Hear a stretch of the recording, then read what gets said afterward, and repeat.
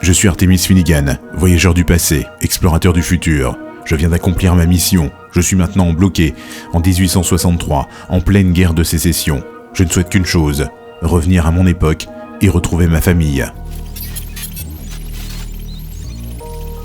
Pourquoi ce portail temporel s'est-il fermé? Je ne le sais pas.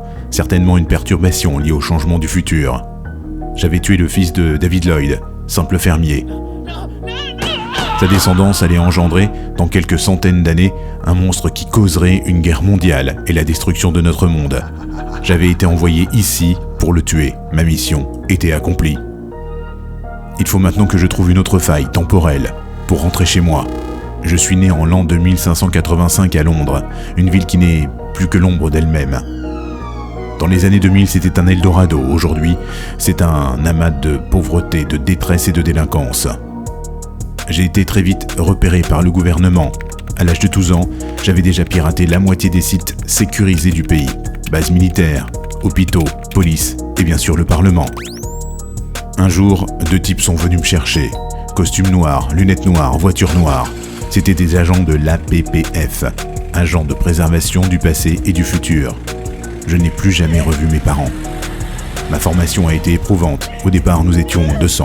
À la fin, j'étais tout seul. Seulement 5 agents au monde sont habilités à voyager dans le temps. Je ne sais même pas qui sont les 4 autres. Nous n'existons pas. Sous couverture pour tout. Autant dire l'anonymat total. Même notre acte de naissance a été effacé du système. Aux yeux du monde, nous sommes des fantômes. Ma femme est responsable de la sécurité au sein de l'agence. Mon fils, lui, vit en vase clos. École, loisirs, santé, l'agence s'occupe de tout. Quand je serai rentré, ma femme et moi, nous prendrons notre retraite. Une simple piqûre pour tout oublier. La science fait des miracles. Il va falloir que je sois prudent. Je suis recherché par la moitié des shérifs du comté, sans oublier les chasseurs de primes et l'équipe putride de John Le Borgne. Les cow-boys ne croient pas en la magie. Un portail temporel est tout sauf magique, mais nous sommes en 1863. Il va falloir que je trouve des Indiens.